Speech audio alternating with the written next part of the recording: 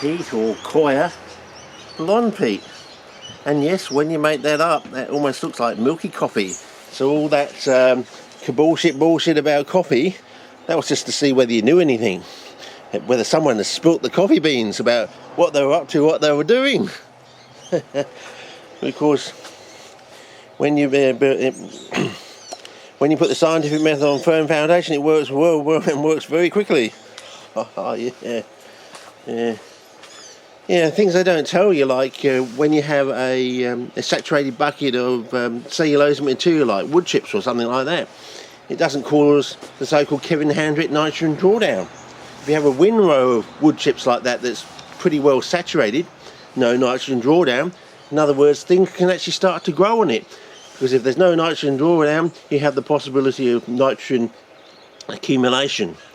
Yeah, and you'll get stuff actually growing on your windrows, because nitrogen is the master element of all plant growth, of course.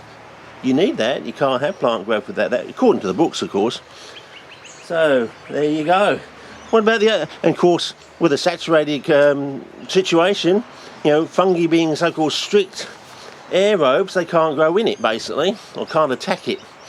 So, the other point of view is, what about trichoderma?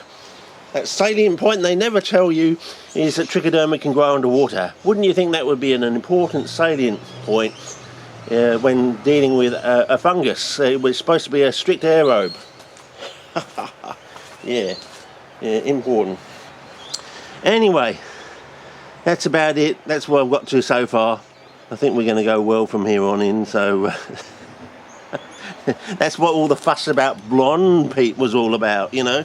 Came out of nowhere, but that was just really, I was just trying to see if anyone has spilt the beans, I think. The coffee beans. So, there you go. And suddenly everyone could grow Nepenthes really well. Well, those in the know could. Supposedly using ground up coffee beans and leftover this and that. Yeah, right. It's a load of bullshit. They're telling you porkies, fellas. Anyway, that's it. What was the other point I was going to say? Yeah, I've done that. I've done the windrow things. I've done the trichoderma. There was one other thing I wanted to say, which I can't remember. It's just completely out of my head. Usual thing. You know, I wake up in the middle like, that was it. Anyway, I just thought I'd put this up on YouTube to get you interested of the CP revolution coming around the corner. Said it will get here one day. But look at the colour. Isn't that just like coir? Remember that, the so-called coir revolution that started in the, well, late 80s to mid-90s sort of thing, and everything was saying the bee's knees, and you went out and you found it wasn't quite as good as peat.